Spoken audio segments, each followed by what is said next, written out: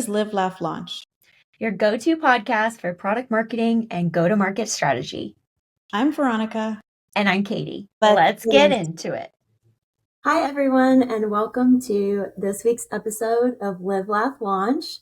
Today, we are so happy to have our previous colleague, Christian Wettre, a CRM and ERP technology leader, who turned his 24-year entrepreneurial journey into a masterclass in customer-first innovation. As the current EVP and GM of North America at Technology Coast Partners, Christian brings a unique perspective from both sides of the table, having built W Systems from the ground up for over 2 decades before its acquisition by Sugar CRM, where he then served in multiple executive roles, including Chief of Staff and SVP. A Wharton School graduate with Norwegian roots, Christian has spent his career obsessing over one thing: providing technology tools that actually help sales, service, and marketing teams succeed.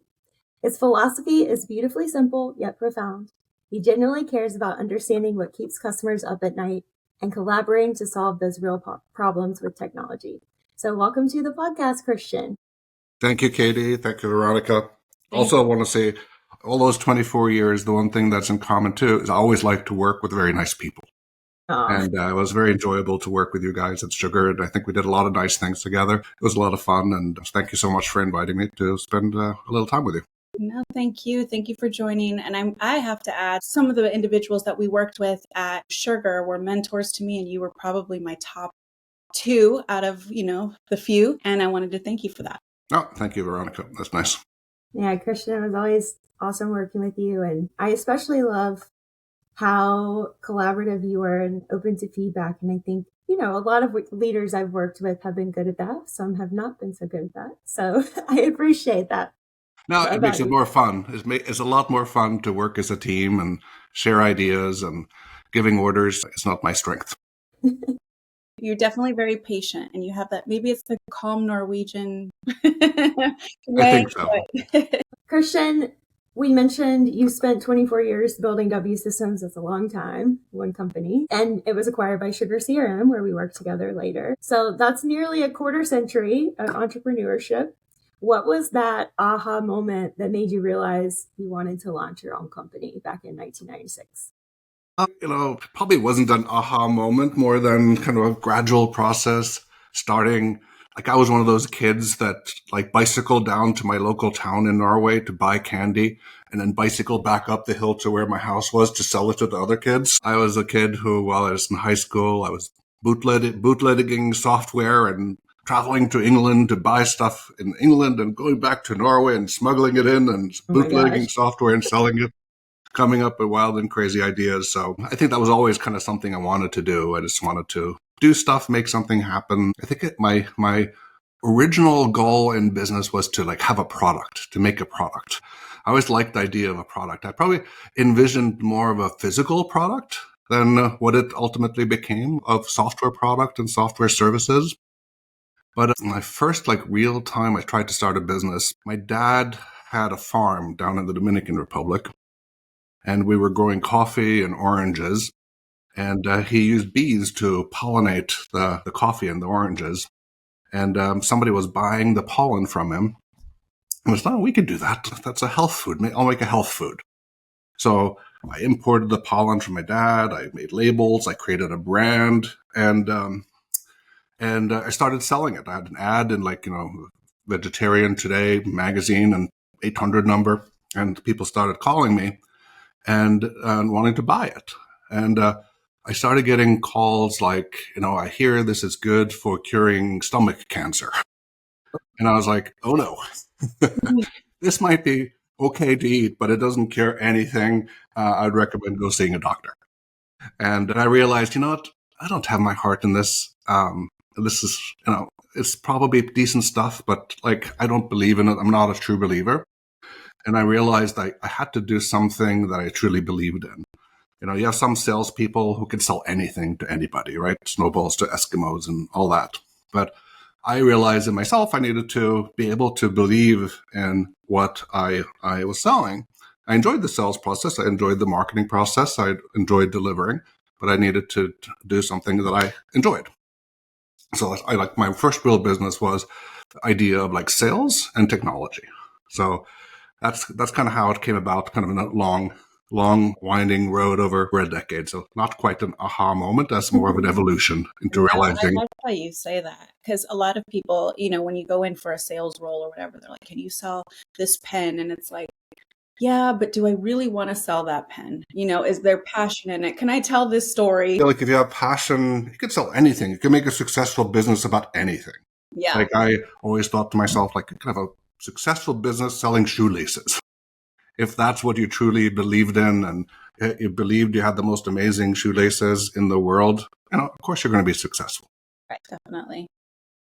Definitely makes it easier when you believe in the product, especially if you're on our side doing like messaging and positioning, things like that. Some things have certainly been harder to sell than others that I've worked on, for sure.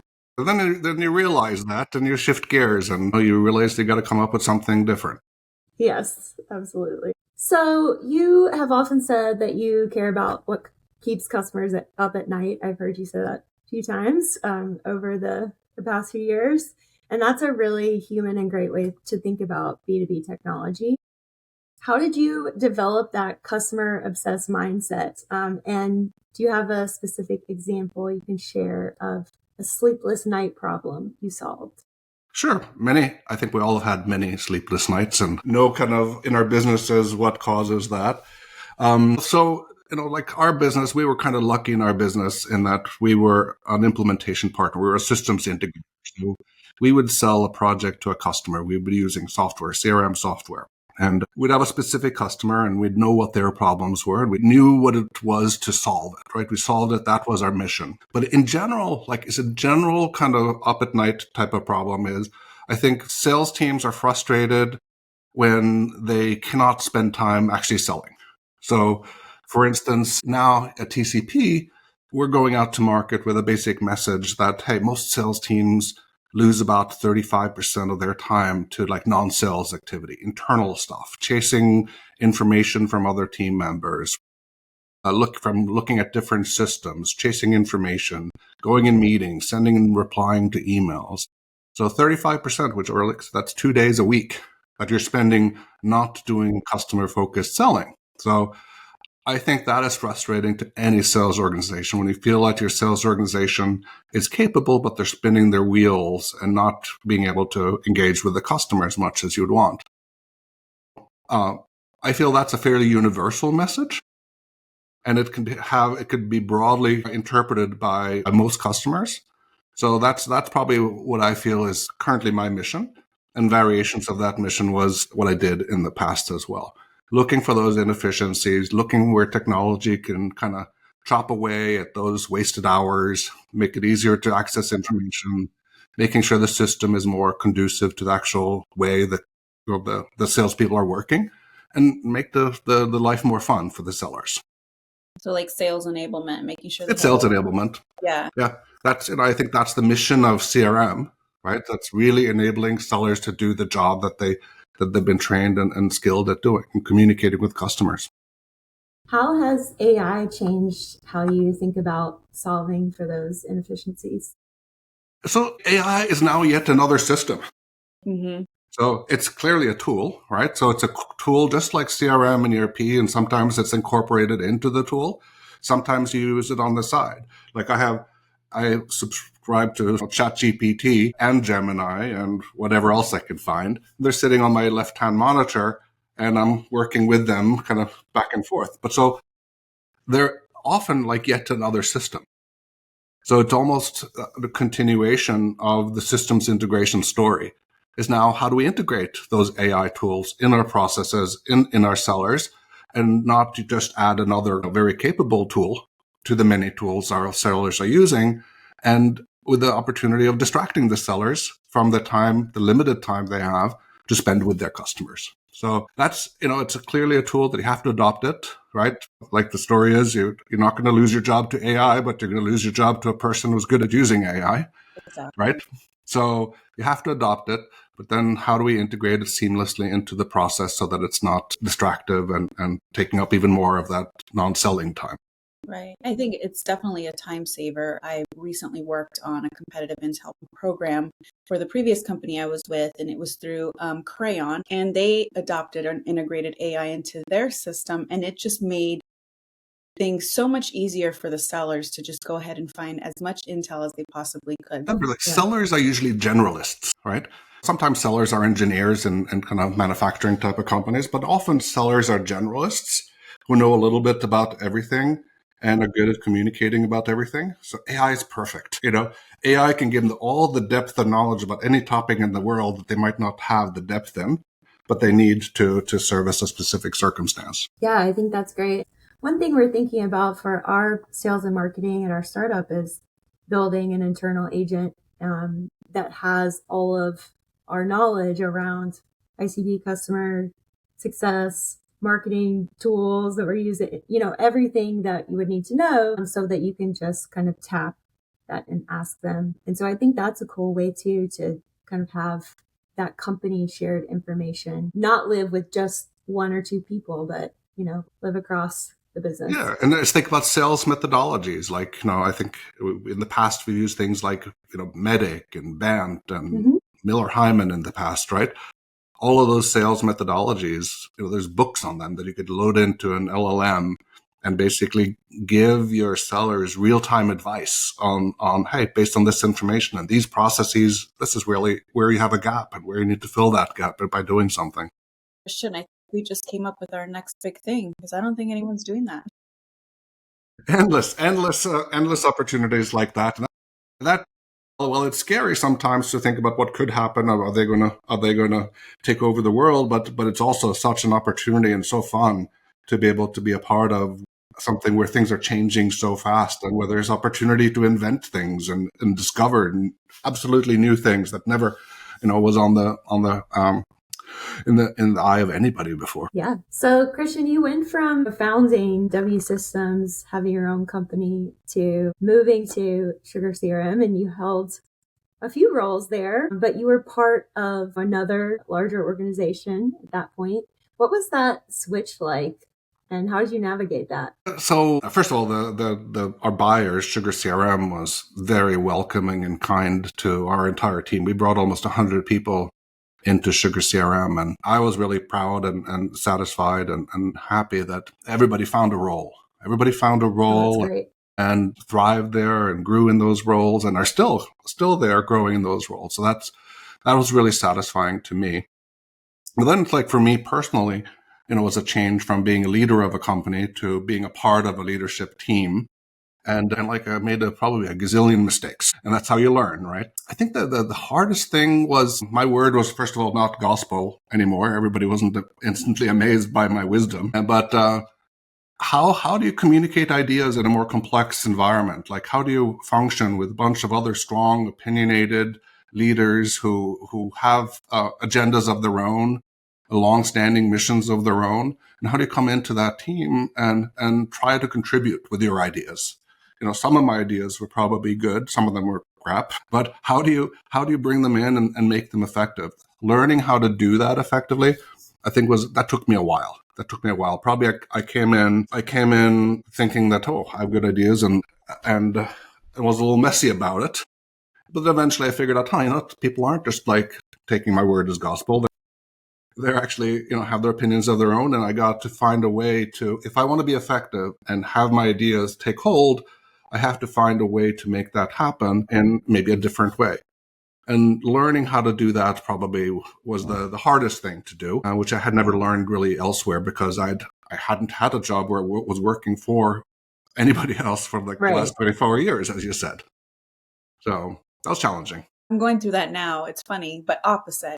So I went from founder of my company to going back to corporate America to now going back as founder. And I'm like, the first month was so tough because I'm like asking questions. I felt so lost, but now I'm starting to settle in. But the transition takes a minute. It's so different, working with others and collaborating. And then, or like you said, you're the one preaching the gospel. So yeah, but that's, change is healthy. It's good. It like makes you feel alive, right?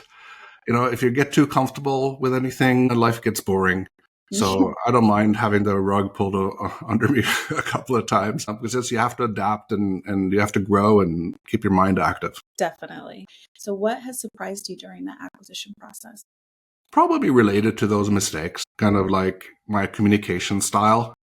Like I always thought of myself as a fairly good communicator and somebody who got along with people and was effective at communicating.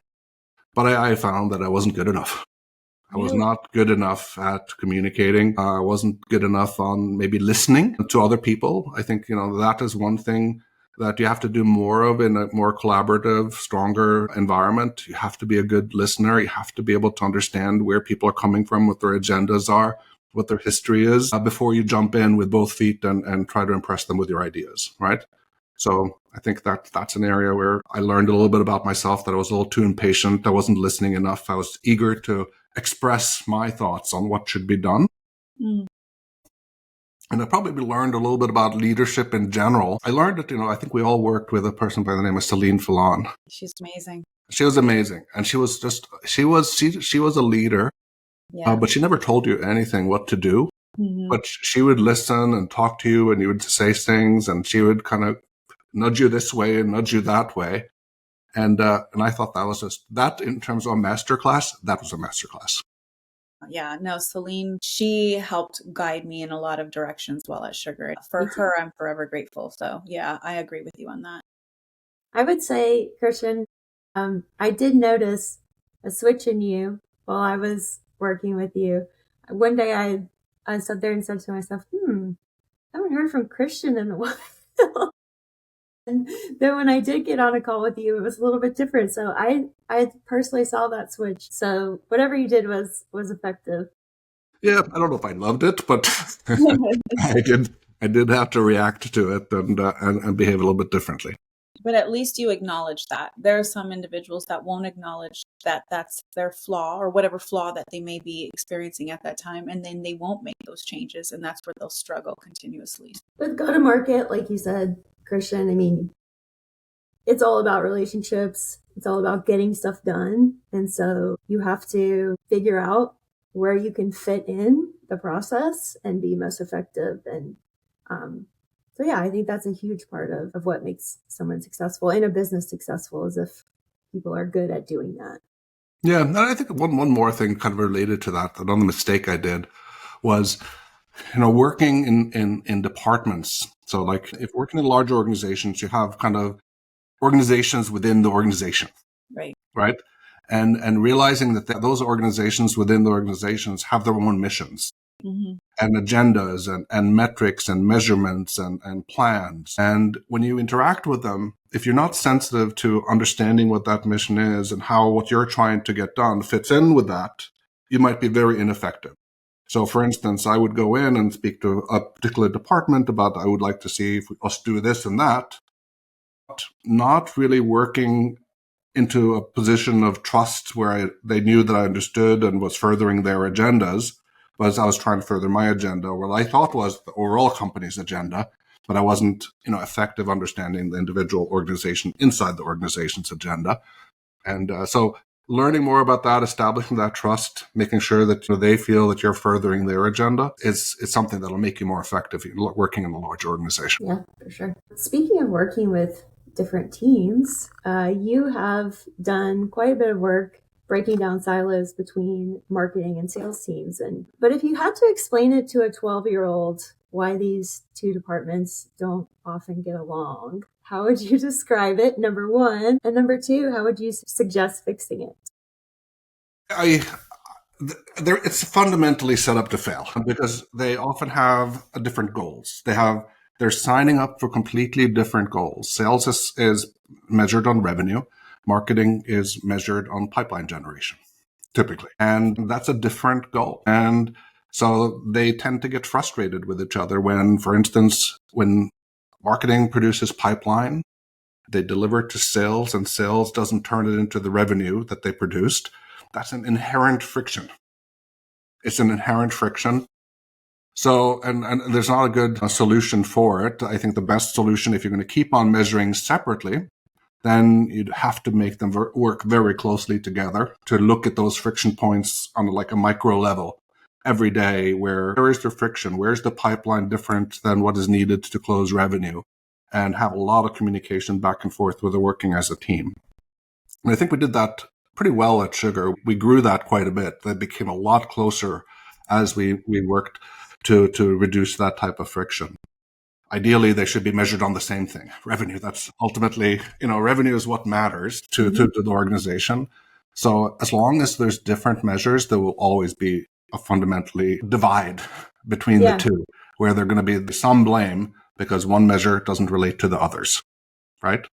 It's also, it's tricky. I'm now, in a head of marketing capacity, so it's a little bit different from what I've done in the past. But so I'm looking at those MQLs, those SQLs, all of that. And it has been tricky to measure, I guess, attribution. Well, we're very early in the marketing process also, but like if there's an event, this head of sales has worked a lot on this. Our CEO has worked on this. I've worked on this.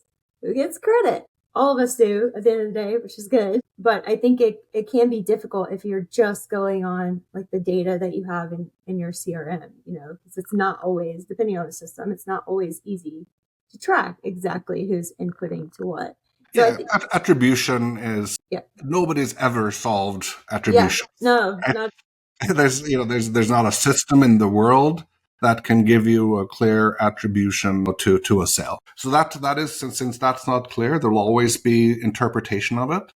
And if the goals are different, then, you're going to be quarreling. So ideally, in an ideal world, and it might just not be possible, everybody would be, compensated and measured on revenue, even marketing. That basically revenue is the goal. That's the only goal. And we got to work on how to produce that revenue.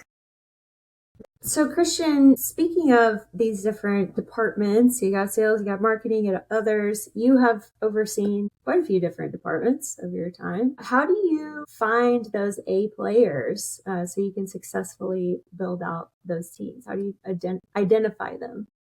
A players make it a lot easier, for sure. When I work with people, I kind of look at like a triangle of skill, passion, and energy. And you'll find people with different elements of each of those.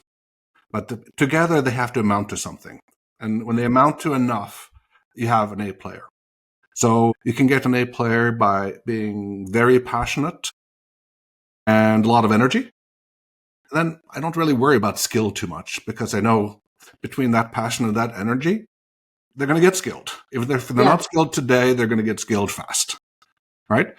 If they don't have a lot of passion, well, then they better have a lot of skill and energy and get a lot of stuff done, right?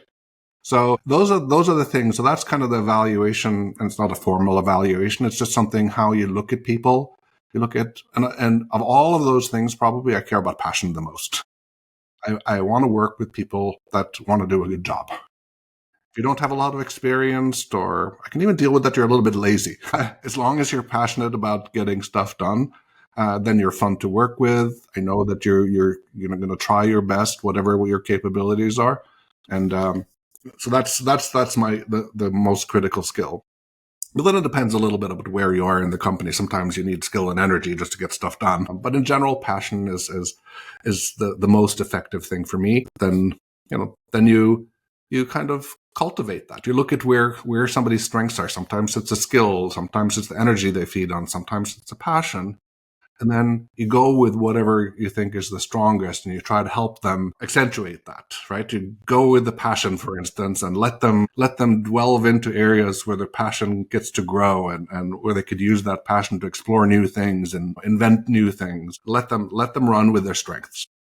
I agree with that. I think anyone I've ever hired in the past with experience came in kind of with like, I know how to do this, and their passion was gone because they had been doing this. Not everyone, but most. But you get those that are like, I'm here to learn. I want to do this. They have like the best attitude. They're like the team player. They've been a joy to work with, and they went the extra mile in some instances.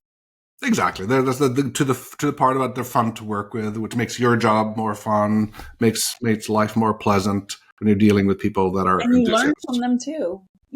New fresh ideas. I think in terms of finding those people, it's not always clear cut though, right? And sorry, I'm thinking about my day job right now because we like test for some of those elements you might not find on someone's resume because the resume doesn't tell the full story. So we're looking at things like distance traveled, critical thinking, learning agility. So some of that flexibility and resilience, things like that. But today it can be very hard if, you're just sending someone through the system and trying to discover, does this person have the right keywords or are they actually going to be good at the job? Do they have the skills that they need? Or are they just, good at writing things down? Yeah, and they're often remote. So you don't get to kind of sense it personally. Yeah. Sometimes even my fondness for passion doesn't work that well with remote work because it's not being stoked sufficiently by teamwork and collaboration. Yeah. So do you have any tips for how to look for those folks when you're looking at a resume or interviewing, or how do you know? I think for me, I'm not very systematic about it. It's intuition. Mm. It's just do I connect with the person? I think most people either connect or don't connect with some type of chemistry, and the way you think and talk and look at each other, it's there's a little bit of chemistry that happens. It's, personality matches and things like that, and so it's really, is there that match? Whether if I'm hiring somebody directly, it has to be a match with me. If they're not working directly for me, it doesn't matter quite so much, right? But it matters that they match with whoever they're working with. If they're working with somebody who's very organized and detail oriented, they have to be able to relate to that and they have to get along. If somebody is working with me and is super passionate, it might not work for somebody who's super detail oriented because they're, one's from Mars and one's from Venus.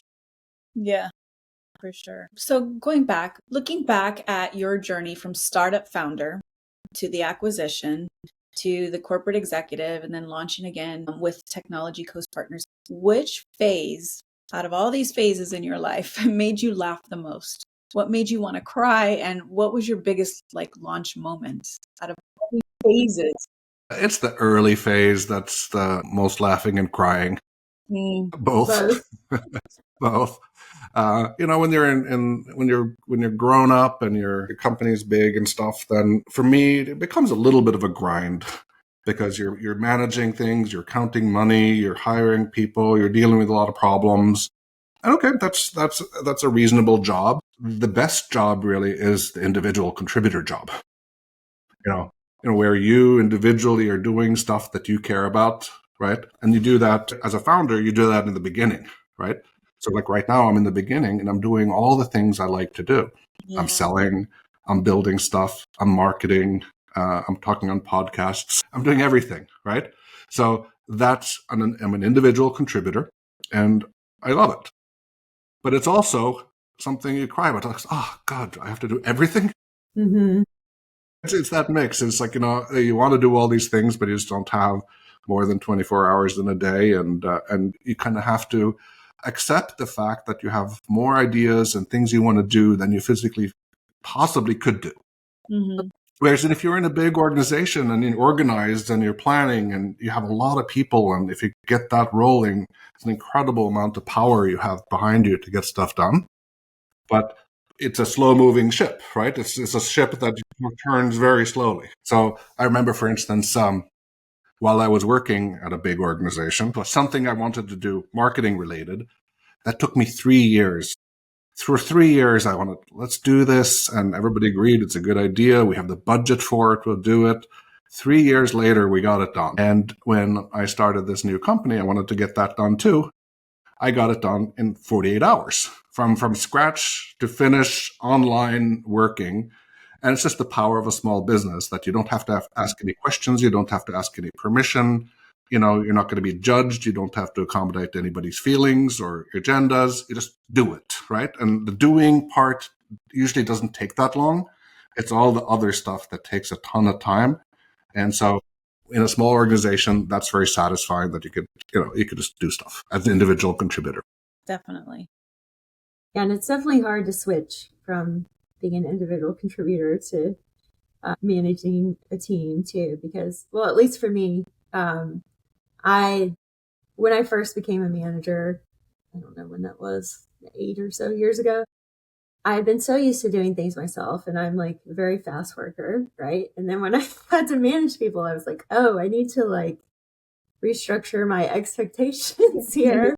Not everyone works as quickly as me. And that was like a very hard lesson, I think. Yeah, and like for yourself, it's more fun to do it yourself, right? Oh, yeah. Than coaxing and babysitting other people to do it, right? It's much more fun doing it yourself. But for an organization, it's incredibly much more valuable to have a leader who can organize others to get stuff done. So you understand Right. that intuitively. It's just miserable to do it. Mhm. Yes, especially at the beginning. Yeah. Yeah. So, okay. If you could go back to 1996, you're looking at Christian back in 1996, the one who's about to launch W System. What's one piece of advice that you would give to Christian in 1996? You know, I thought about it in 1996. What should I do and how should I go about this? And, you know, when you start a new business and like, you know, I was in my late 20s and was just married and starting a business, you know, you invest a lot and you're so hopeful that you're going to be successful. Like I remember like, I'd give my left arm if I knew I was going to be successful 5 years from now, right? So it's you put a lot into it. Everybody's passionate when you start a new business. You know, they're doing it. It's a passion project, right? You're not doing it because it's the most likely way to get rich.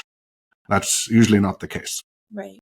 So what I thought about consciously at the time and what I would give advice to others is one, pick an area where there's an opportunity to scale, where there's actually people that have money that'll pay for whatever you're doing.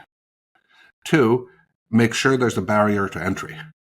Make sure that if you're successful at this, that somebody else can't come along the next day and do it cheaper and better and faster, right? So there has to be a barrier to entry, preferably from some skill or capability that you individually have or have accumulated. That's not so easy for somebody to come and replicate.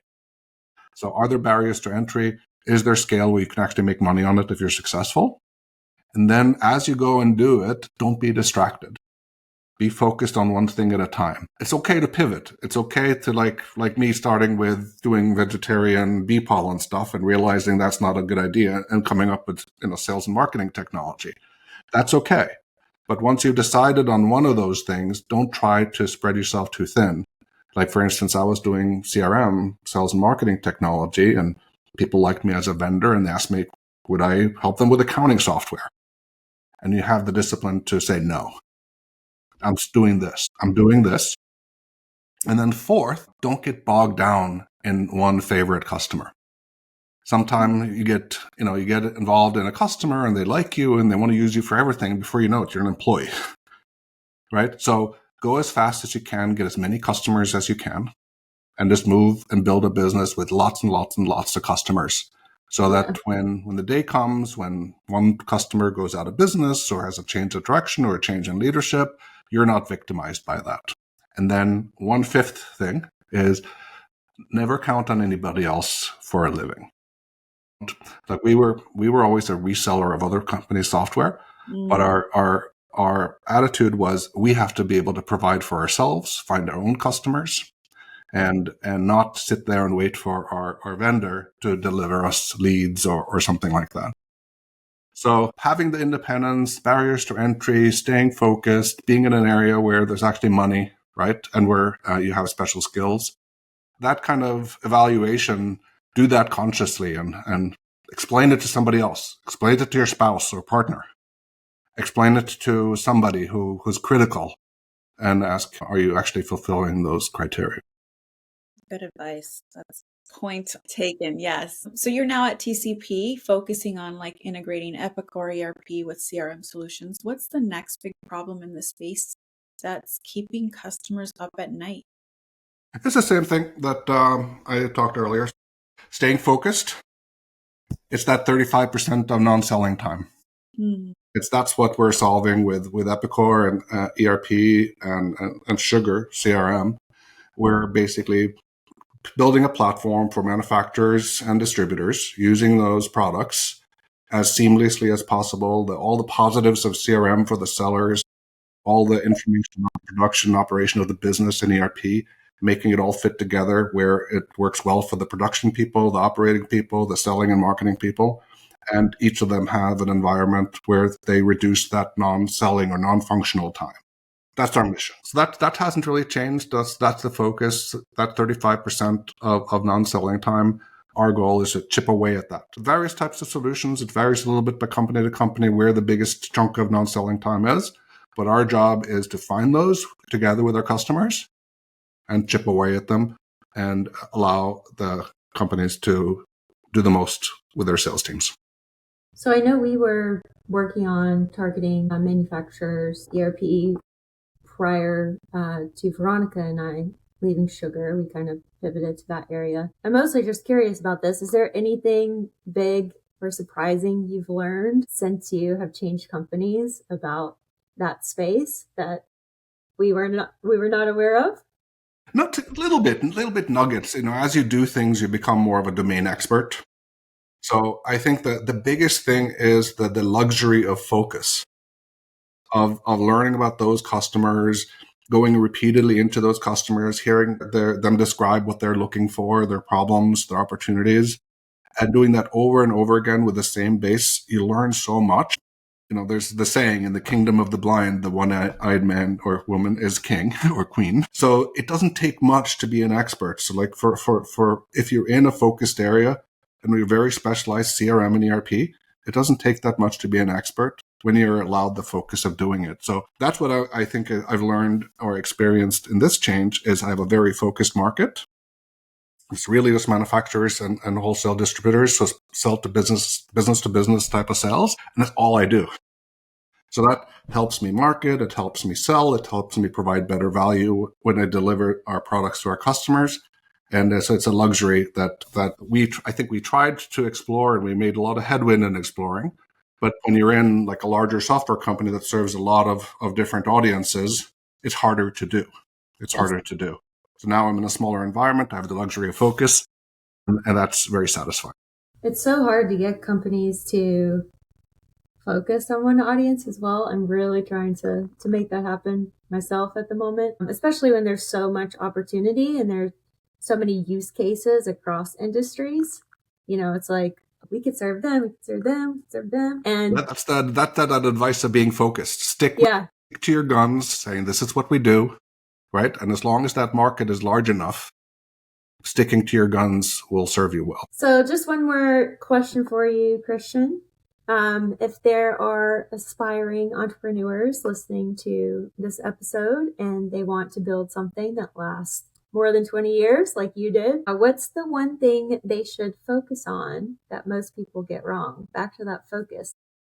Yes, it's those 5 things I mentioned. I think you're not doing it to get rich. Maybe some people are doing it to get rich, and some people successfully get rich. But I think most people are doing it because they feel that this is what they want to do. It's satisfying.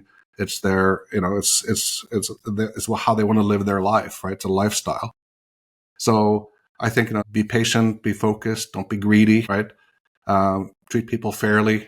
Make sure that you're equitable, you're fair to yourself and fair to the people around you. I don't think there's a big mystery in it. I think just be a good person, be a careful person, show that you care about what your product is. I think in selling styles, like my selling styles was not to try to convince somebody to do something against their will.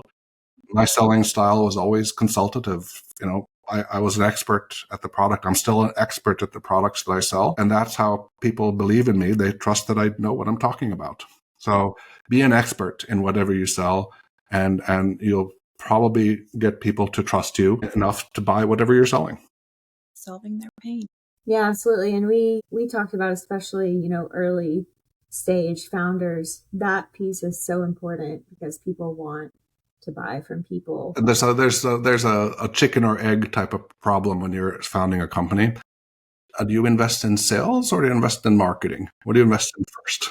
Right? We've talked about this, yeah. Yeah. So in my view, you've solved the sales. The founder solves the sales problem. Typically, the founder has to be passionate enough and believe enough in their product that they basically are the seller. So you have solved the sales problem yourself. So you just have to basically produce enough revenue in your business. But once you have done that, then you need to invest in marketing. And you need to invest in marketing fairly quickly so that you can scale up beyond the founder. Yeah, that's 10 feet exactly what our Celsius. last guest said too. Yeah, So we now we're on the same had page. Deepak here. I remember him from Sugar as well. He had the same exact advice, which Nice. I agree with solely. Excellent. Very good. Yeah. It was great to see you again, Christian. It felt like a nice Zoom call that we used to get on with I know, you. this is like Our monthly Zoom reunion. calls. this used to be once a week. Yeah. Maybe we'll work together again That's someday. right. That'd be You awesome. never know. You never know what we end up doing. I always say it's a small world and don't burn your bridges. Absolutely. That's true. All right. Well, Thank great you to so catch much. up. It was Likewise, great. I wish you great luck and stay in touch. We will, Yes, you for sure. too. Thanks again. Super. Bye, guys. Bye, everyone. See you. Bye.